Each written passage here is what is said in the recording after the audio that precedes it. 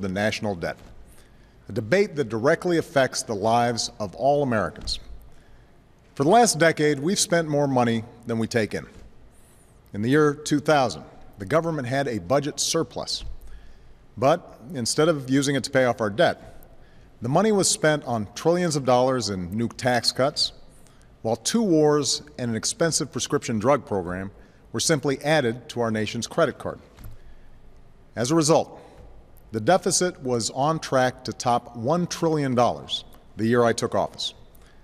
To make matters worse, the recession meant that there was less money coming in, and it required us to spend even more on tax cuts for middle-class families to spur the economy, on unemployment insurance, on aid to states so we could prevent more teachers and firefighters and police officers from being laid off. These emergency steps also added to the deficit. Now, every family knows a little credit card debt is manageable. But if we stay on the current path, our growing debt could cost us jobs and do serious damage to the economy. More of our tax dollars will go toward paying off the interest on our loans. Businesses will be less likely to open up shop and hire workers in a country that can't balance its books. Interest rates could climb for everyone who borrows money: the homeowner with a mortgage, the student with a college loan, the corner store that wants to expand.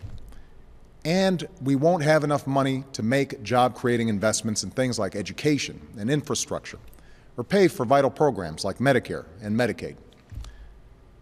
Because neither party is blameless for the decisions that led to this problem, both parties have a responsibility to solve it. And over the last several months, that's what we've been trying to do. I won't bore you with the details of every plan or proposal, but basically the debate has centered around 2 different approaches. The first approach says, let's live within our means by making serious, historic cuts in government spending. Let's cut domestic spending to the lowest level it's been since Dwight Eisenhower was president. Let's cut defense spending at the Pentagon by hundreds of billions of dollars. Let's cut out waste and fraud in healthcare programs like Medicare. And at the same time, let's make modest adjustments so that Medicare is still there for future generations. Finally, let's ask the wealthiest Americans and biggest corporations to give up some of their breaks in the tax code and special deductions. This balanced approach asks everyone to give a little without requiring anyone to sacrifice too much. It would reduce the deficit by around $4 trillion and put us on a path to pay down our debt. And the cuts wouldn't happen so abruptly that they'd be a drag on our economy or prevent us from helping small businesses and middle-class families get back on their feet right now. This approach is also bipartisan. While many in my own party aren't happy with the painful cuts it makes, enough will be willing to accept them if the burden is fairly shared. While Republicans might like to see deeper cuts and no revenue at all, there are many in the Senate who have said, yes, I'm willing to put politics aside and consider this approach because I care about solving the problem. And to his credit, this is the kind of approach the Republican Speaker of the House, John Boehner, was working on with me over the last several weeks. The only reason this balanced approach isn't on its way to becoming law right now is because a significant number of Republicans in Congress are insisting on a different approach, a cuts-only approach, an approach that doesn't ask the wealthiest Americans or biggest corporations to contribute anything at all. And because nothing is asked of those at the top of the income scale, such an approach would close the deficit only with more severe cuts to programs we all care about, cuts that place a greater burden on working families. So, the debate right now isn't about whether we need to make tough choices. Democrats and Republicans agree on the amount of deficit reduction we need. The debate is about how it should be done. Most Americans, regardless of political party, don't understand how we can ask a senior citizen to pay more for her Medicare before we ask a corporate jet owner or the oil companies to give up tax breaks that other companies don't get. How can we ask a student to pay more for college before we ask hedge fund managers to stop paying taxes at a lower rate than their secretaries? How can we slash funding for education and clean energy before we ask people like me to give up tax breaks we don't need and didn't ask for. That's not right. It's not fair. We all want a government that lives within its means, but there are still things we need to pay for as a country. Things like new roads and bridges, weather satellites and food inspection, services to veterans, and medical research. And keep in mind that under a balanced approach, the 98% of Americans who make under $250,000 would see no tax increases at all. None. In fact, I want to extend the payroll tax cut for working families. What we're talking about under a balanced approach is asking Americans whose incomes have gone up the most over the last decade, millionaires and billionaires, to share in the sacrifice everyone else has to make. And I think these patriotic Americans are willing to pitch in. In fact, over the last few decades, they've pitched in every time we passed a bipartisan deal to reduce the deficit.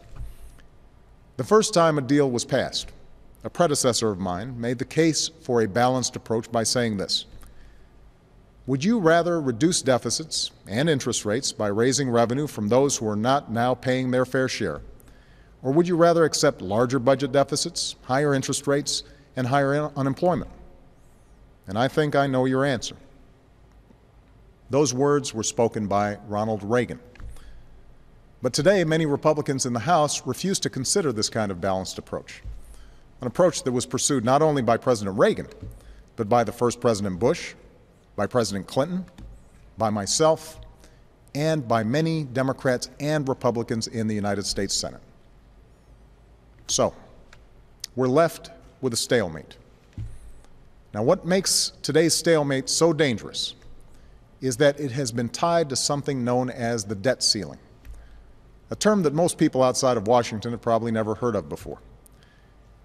Understand, raising the debt ceiling does not allow Congress to spend more money. It simply gives our country the ability to pay the bills that Congress has already racked up. In the past, raising the debt ceiling was routine. Since the 1950s, Congress has always passed it, and every president has signed it. President Reagan did it 18 times. George W. Bush did it 7 times. And we have to do it by next Tuesday, August 2nd, or else we won't be able to pay all of our bills. Unfortunately, for the past several weeks, Republican House members have essentially said that the only way they'll vote to prevent America's first ever default is if the rest of us agree to their deep spending cuts only approach. If that happens and we default, we would not have enough money to pay all of our bills. Bills that include monthly Social Security checks, veterans benefits, and the government contracts we've signed with thousands of businesses. For the first time in history, our country's AAA credit rating would be downgraded, leaving investors around the world to wonder whether the United States is still a good bet. Interest rates would skyrocket on credit cards, on mortgages, and on car loans, which amounts to a huge tax hike on the American people. We would risk sparking a deep economic crisis, this one caused almost entirely by Washington. So defaulting on our obligations is a reckless and irresponsible outcome to this debate. And Republican leaders say that they agree we must avoid default. But the new approach that Speaker Boehner unveiled today, which would temporarily extend the debt ceiling in exchange for spending cuts, would force us to once again face the threat of default just 6 months from now. In other words, it doesn't solve the problem. First of all, a 6-month extension of the debt ceiling might not be enough to avoid a credit downgrade and the higher interest rates that all Americans would have to pay as a result. We know what we have to do to reduce our deficits. There's no point in putting the economy at risk by kicking the can further down the road. But there's an even greater danger to this approach. Based on what we've seen these past few weeks, we know what to expect 6 months from now. The House of Representatives will once again refuse to prevent default unless the rest of us accept their cuts-only approach. Again, they will refuse to ask the wealthiest Americans to give up their tax cuts or deductions. Again, they will demand harsh cuts to programs like Medicare. And once again, the economy will be held captive unless they get their way. This is no way to run the greatest country on earth. It's a dangerous game that we've never played before, and we can't afford to play it now. Not when the jobs and livelihoods of so many families are at stake. We can't allow the American people to become collateral damage to Washington's political warfare. And Congress now has 1 week left to act, and there's still paths forward. The Senate has introduced a plan to avoid default, which makes a down payment on deficit reduction and ensures that we don't have to go through this again in 6 months. I think that's a much better approach, although serious deficit reduction would still require us to tackle the tough challenges of entitlement and tax reform. Either way, I've told leaders of both parties that they must come up with a fair compromise in the next few days that can pass both houses of Congress, and a compromise that I can sign. I'm confident we can reach this compromise. Despite our disagreements, Republican leaders and I have found common ground before, and I believe that enough members of both parties will ultimately put politics aside and help us make progress. Now, I realize that a lot of the new members of Congress and I don't see eye to eye on many issues, but we were each elected by some of the same Americans for some of the same reasons. Yes, many want government to start living within its means, and many are fed up with a system in which the deck seems stacked against middle-class Americans in favor of the wealthiest few. But do you know what people are fed up with most of all? They're fed up with a town where compromise has become a dirty word. They work all day long, many of them scraping by, just to put food on the table. And when these Americans come home at night, bone-tired, and turn on the news, all they see is the same partisan three-ring circus here in Washington. They see leaders who can't seem to come together and do what it takes to make life just a little bit better for ordinary Americans. They're offended by that, and they should be. The American people may have voted for divided government, but they didn't vote for a dysfunctional government. So I'm asking you all to make your voice heard. If you want a balanced approach to reducing the deficit, let your member of Congress know. If you believe we can solve this problem through compromise, send that message. America, after all, has always been a grand experiment in compromise. As a democracy made up of every race and religion, where every belief and point of view is welcomed, we have put to the test time and again the proposition at the heart of our founding, that out of many, we are one. We've engaged in fierce and passionate debates about the issues of the day. But from slavery to war, from civil liberties to questions of economic justice, we have tried to live by the words that Jefferson once wrote. Every man cannot have his way in all things. Without this mutual disposition, we are disjointed individuals, but not a society. History is scattered with the stories of those who held fast to rigid ideologies and refused to listen to those who disagreed. But those are not the Americans we remember. We remember the Americans who put country above self and set personal grievances aside for the greater good.